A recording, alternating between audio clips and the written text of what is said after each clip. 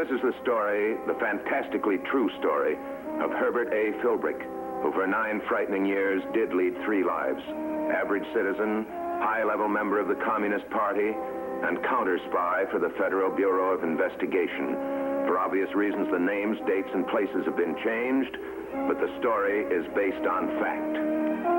The communist conspiracy recognizes no allegiance or loyalty except to the party. In just a moment, you will see how that poison worked in the relationship between a communist father and his daughter.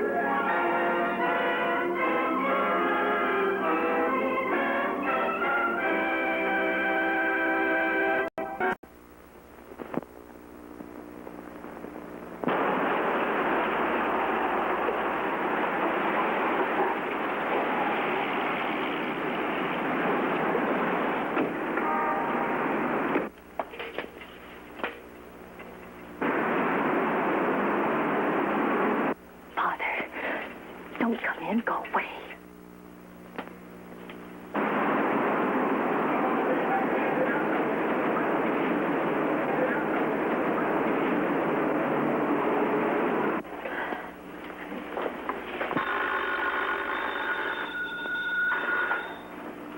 Frederick Holman, financial consultant.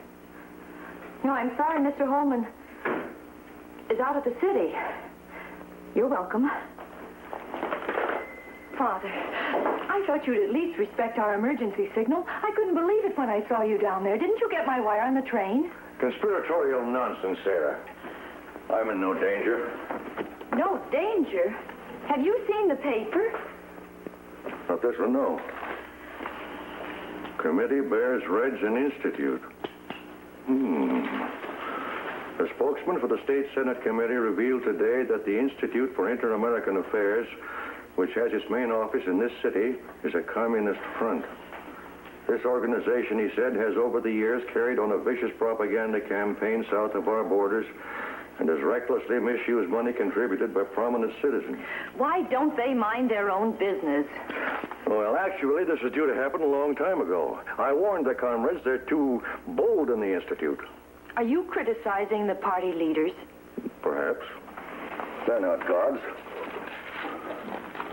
Look, I've been in very close contact with our comrades at the Institute.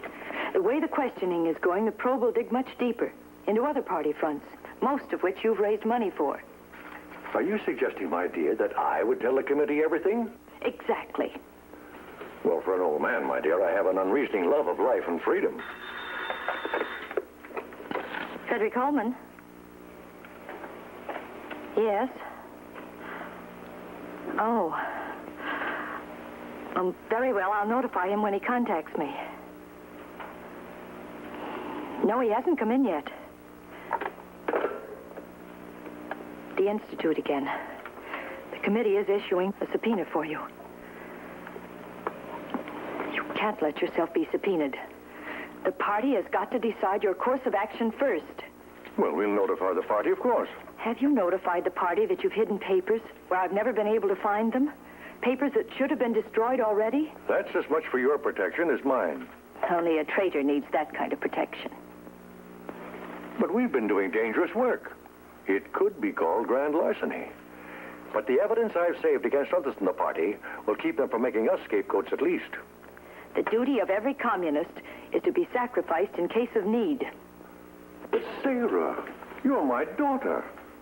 I brought you up to be loyal to the party, yes, but is there no loyalty, no feeling between us?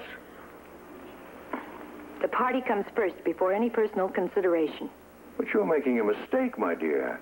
I'd only get myself in trouble by talking, both for the authorities and the party. I don't trust you. You lie too easily. All right. What do you want me to do? Nobody knows that you're in town unless there's spies on us already.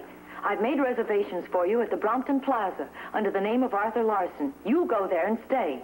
I'll get instructions from our new party contact. Who's that? Comrade Philbrick. All right. As you wish. But first, I want those papers incriminating our comrades. No, Sarah. We may need them yet. I'll find them. All right. But if you do, keep them. And don't tell Philbrick you have them. They could cost you your life, too. No one's going to hurt you. Not if you do your duty. Well, don't be too sure about that.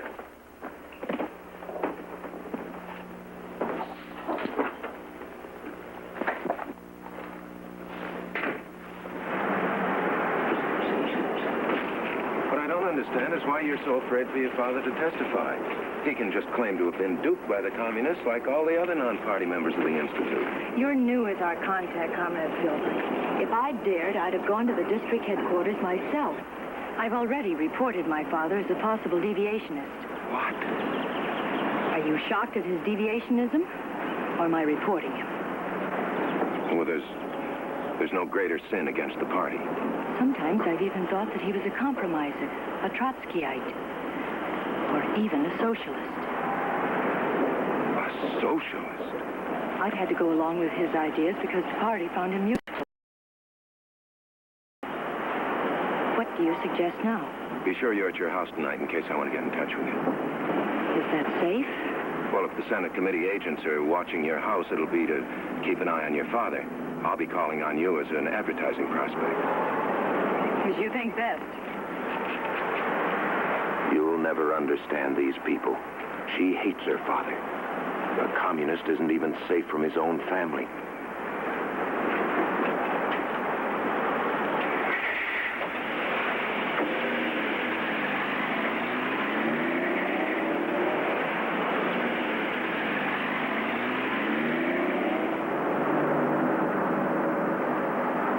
Nobody following. Sarah doesn't trust her father, but she trusts you, Philbrick.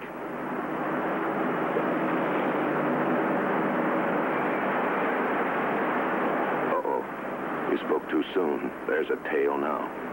All right, lose him. Get to the FBI.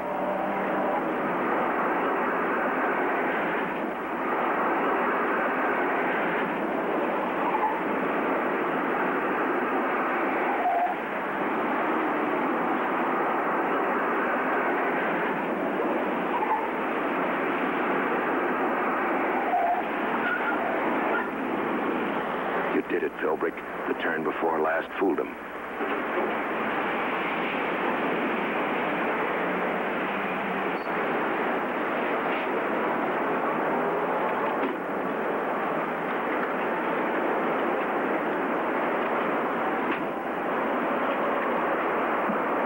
want to talk to you, Herb. Why didn't you let me know it was you? Oh, you were running like a scared rabbit.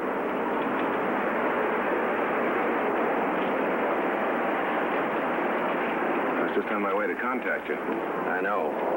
Holman. We got to know. The Justice Department completed a tap on Holman's office phone in time to hear his daughter making this date with you. So we waited. What do you know about Holman? Not much, really.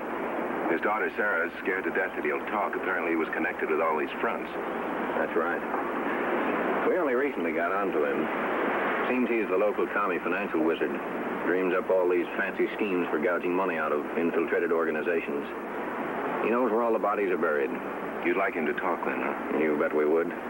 We've been working with the investigating committee to that end. Well, he seems like a likely candidate to sound off. His daughter thinks he's a deviationist. His own daughter? Pretty rotten, isn't it? Well, that puts the heat on him. You'll have to report to the party brass, of course. Yeah, I just wanted to talk to you first. In case you're in a hurry, Holman's registered at the Brompton Plaza under the name of Arthur Larson. Maybe we ought to leave him alone. The party will really make it hot for him. He'll be ready to crack by the time we pick him up on a subpoena. It could be.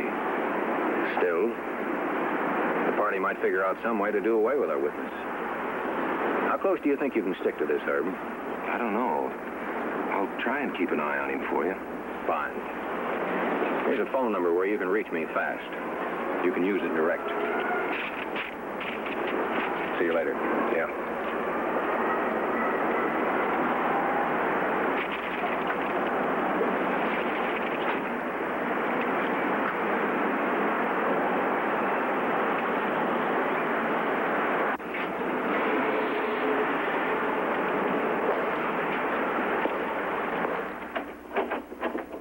Your new boss, Philbrick. The party members judge, jury, and chopper-upper. I'm Comrade Kupke. You come from Sarah Holman? Yes. You knew that already? I want to know what you know, without window dressing. Comrade Sarah told me her father had been subpoenaed. Yes, yes. Go on. She's afraid he's a deviationist and unreliable. I know. Get on with it. I'm trying to, Comrade. She sent her father to the Brompton Plaza Hotel, waiting for your decision. She hopes nobody else knows he's in town. You have formed an opinion about Holman? Well, his daughter thinks he's a bad risk. She's afraid he may try to save his own neck at the expense of the party. We'll go see him. You have your car? Yes? All right, you drive us. Are you ready, Comrade Chuck? For anything you want. Now, you're familiar with the situation, so you'll help us. The fewer people who know about this, the better.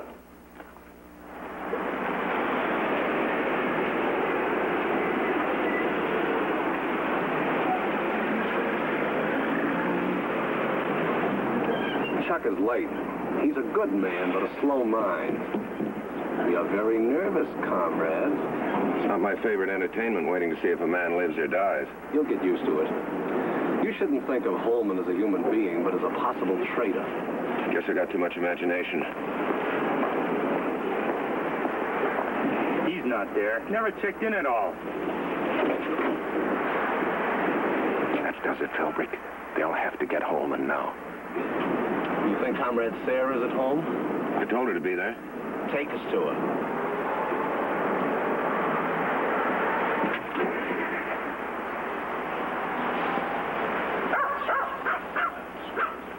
Holman can't be there either. They would have had him out before this. Philbrick is behaving? Hasn't moved.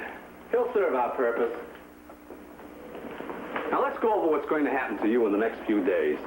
You will be notified that your father has passed away without regaining consciousness in a private hospital, a very private hospital. Viewpoint Sanitarium. Then you will identify the body for the doctor issuing the death certificate. And as sole relative, you'll have the body removed to a mortuary and cremated. Lynn Avenue Mortuary. And then the committee will find their witness in the obituary columns of the newspapers. In case anything unexpected comes up, get in touch with us. Thank you, Comrade. Let's go.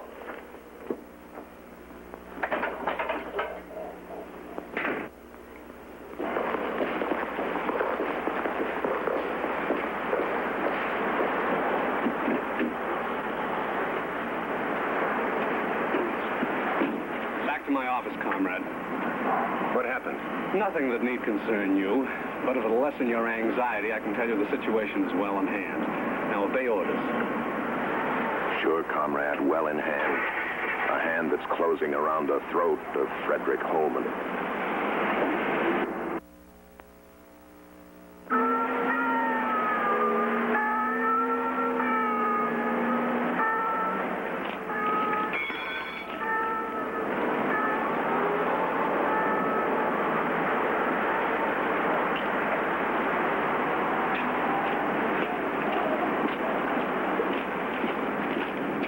Give you a hand, neighbor? Yeah, don't mind if you do.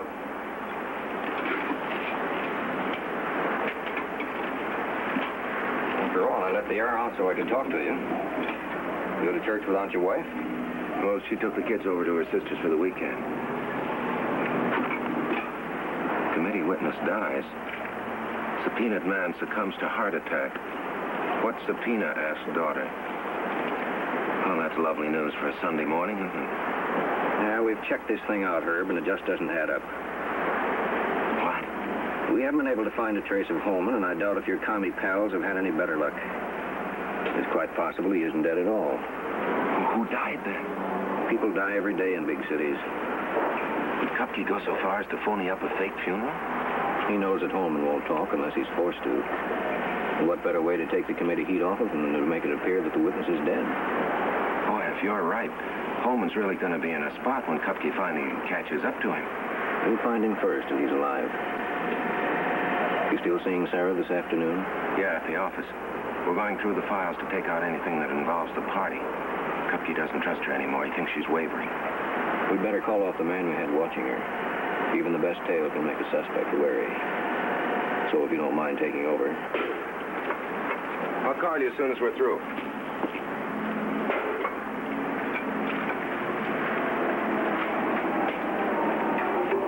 you're told, Herb. If Holman turns up, it'll be through Sarah.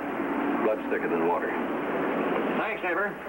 She hasn't got any blood. You're sure welcome.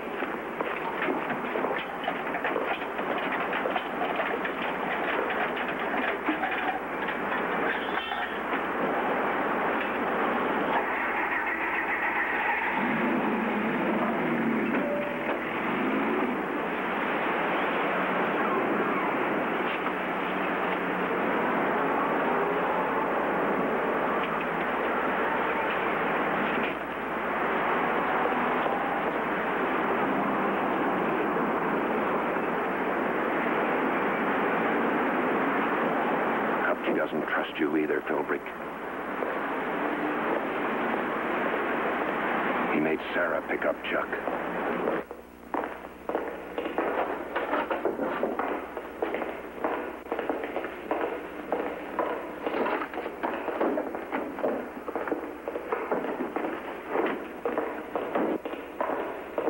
Is that you, Father?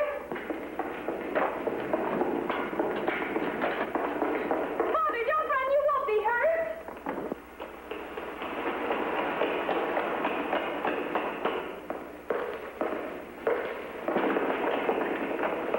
Father, don't run. You won't be hurt.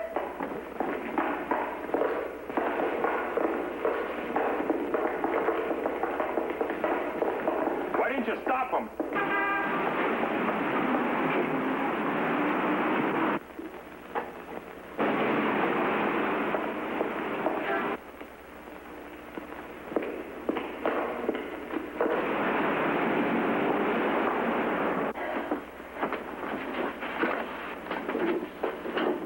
Well, he got them. Got what?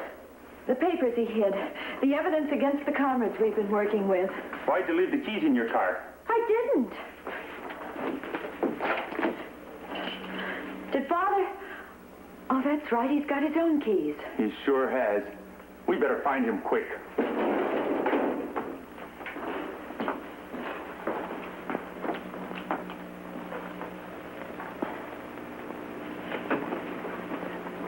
I did the best I knew. I was afraid for him. He warned me that you might liquidate him if I mentioned his papers. Yet by your own admission, you told him that possession of such evidence was proof of treacherous intent. Yes. Then you too are a traitor. Yes. You too will be held accountable. Yes. Now think hard. Where could your father be? I don't know. I tried to put myself in his place, but everywhere I thought of was... We've been all over that, comrade. Every place he said I went. We couldn't find him anywhere. You failed, didn't you? Possibly you could think of something. Oh, well, I don't know much about Holman. You read our file on him. Well, yes, I'd gather that Mr. Holman's the kind of man that might go to extremes. You could find him any place. Extremes. A fancy hotel or a flop house. Start some comrades searching for Holman's car in the best places and on Skid Row. You do know the make of the car and the license number. Yes, comrade. Stop feeling sorry for yourself. There is one way that you can prove that you're worth something. Your father may try to contact you. Go home and wait.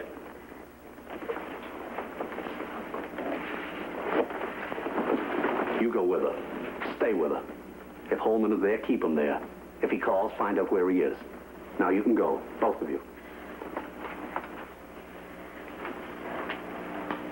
What do you suppose she's feeling? Remorse? More likely hate for her own father, the party traitor who put her in this mess. Is she thinking about him at all? How he feels? What he's doing? My poor dear Sarah, you have wiped out the life we shared, but I don't blame you. It was my fault for the education and upbringing I gave you. But now I am free and we can both be safe together. The other day in the office, I thought you had no love at all for me.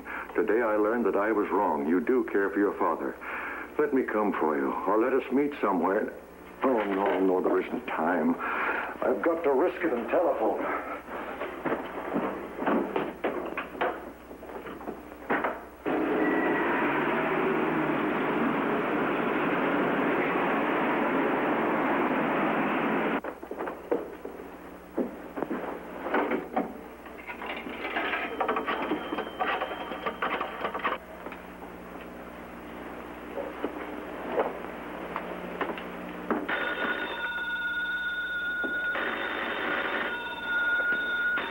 father don't make him suspicious.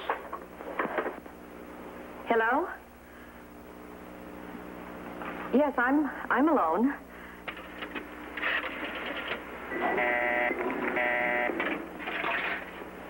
Sarah, my dear, we'll be safe now that I have those papers. They'll protect us. Won't you come away with me?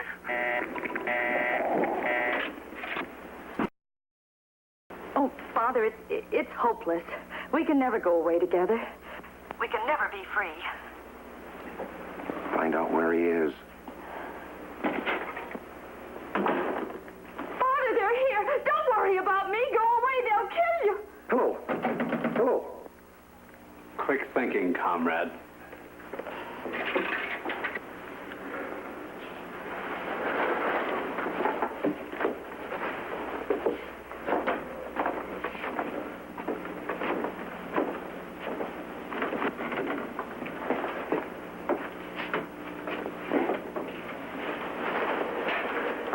She wouldn't even listen to me.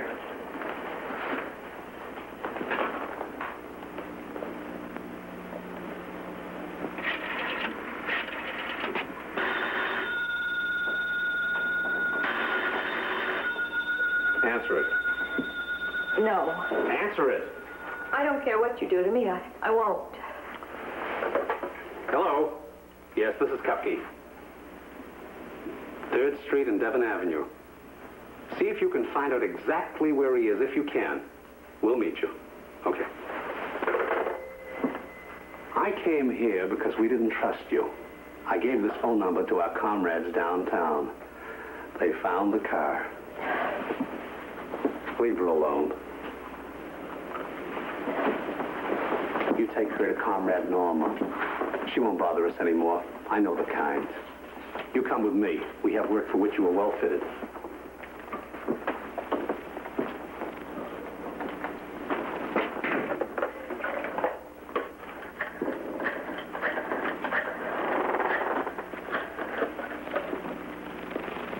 Dressler, where are you? I've always been able to get you, but where are you now? No answer, comrade?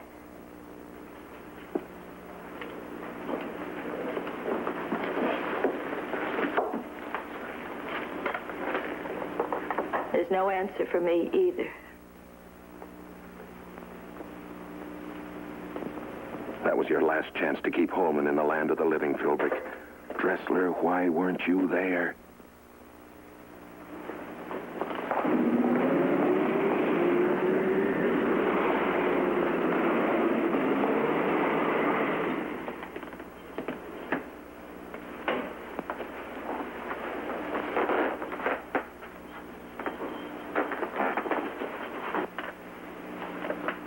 Can I help you?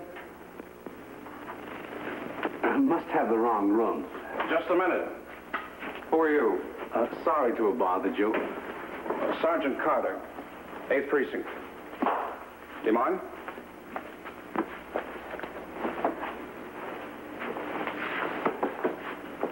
You have a permit for that? Certainly. Then you won't mind coming to headquarters and checking it out. Take him down to the car. I'll be with you in a minute.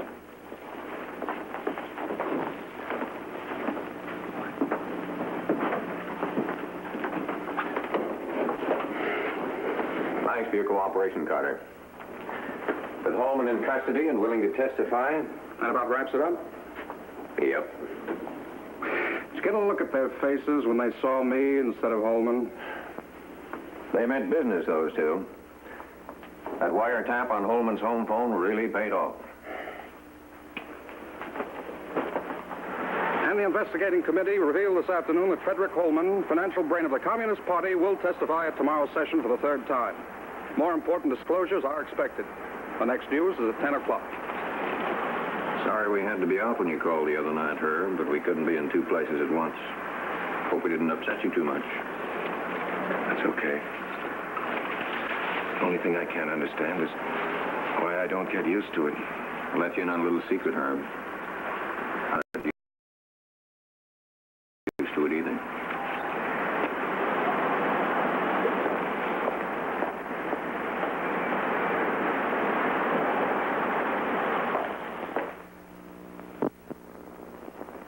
Holman Carlson's testimony made dozens of comrades fly for cover and ended the usefulness of several party fronts. He was a worthwhile project for the FBI. Next week, another story from the files of a man who spent 9 fantastic years as a counter-spy for the Federal Bureau of Investigation.